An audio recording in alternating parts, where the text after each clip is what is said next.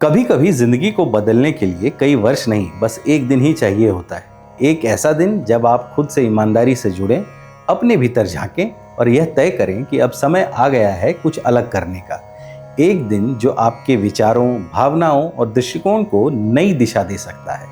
इतिहास ऐसे उदाहरणों से भरा पड़ा है जहां सिर्फ एक दिन की तपस्या, एक दिन का संकल्प या एक दिन की चुप्पी ने किसी व्यक्ति को साधारण से असाधारण बना दिया। नमस्कार, मैं हूं रोहित वत्स और आप देख रहे हैं बजरवट्टू डिवाइन पर सनातन सिंप्लीफाइड।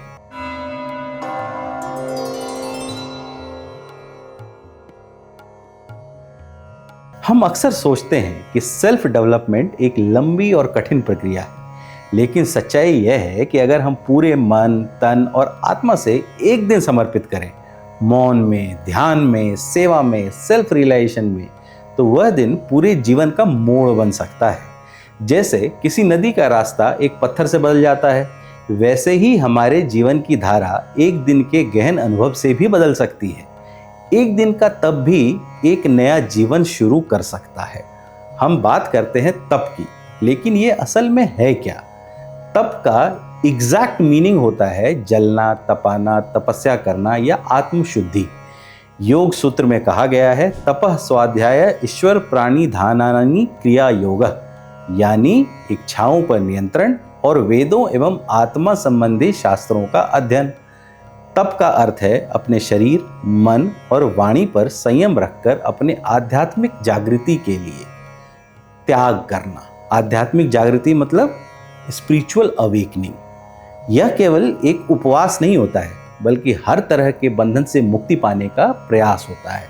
उदाहरण के लिए, कठिन परिस्थितियों में भी अपनी शांति बनाए रखना एक तरह का तप है, या फिर किसी अपने के साथ होने वाली किसी अप्रिय घटना के बाद आपा नहीं खोना भी तप है। कोई आपकी इंसल्ट कर देता है, फिर भी उसकी कोशिश को सफल नहीं होने देना भी तप का ही एक रूप है। भगवत गीता में तप के 3 रूप बताए गए हैं: शारीरिक, वाचिक और मानसिक। जैसा नाम से ही स्पष्ट है, शारीरिक तप मतलब हुआ देवी देवताओं की पूजा, गुरु का सम्मान और ब्रह्मचर्य का पालन, यानी ऐसे सारे काम जिसमें शरीर महत्वपूर्ण है। तप का दूसरा प्रकार होता है वाचिक, यानी शब्दों से होने वाली हिंसा से बचना। कई बार हम गुस्से में, मजाक में कुछ ऐसा बोल जाते हैं जो सामने वाले के मन में गहरी चोट कर जाता है। अब आपने तो उनका दिन खराब कर दिया, बिना सोचे कि इसके क्या परिणाम हो सकते हैं। लेकिन इस व्यवहार पर नियंत्रण कैसे पाया जाए? तो इसका उत्तर है रिलीजियस टेक्स्ट का गहराई से अध्ययन। कहा भी गया है कि ऐसी वाणी बोलिए मन का आपा खोए, औरन को शीतल करे, आपहु शीतल होए। शब्द प्रेरणा भी हैं और विनाश भी हैं। सिर्फ ऊंची आवाज पर अगर आप कंट्रोल कर लें तो आपके कई काम चुटकियों में हो सकते हैं। अब आते हैं तीसरे प्रकार पर, जिसको कहते हैं मानसिक तप। इसके 5 मुख्य तत्व हैं: मन की प्रसन्नता, सौम्यता, मौन रहना, सेल्फ कंट्रोल और इंटरनल प्यूरिफिकेशन।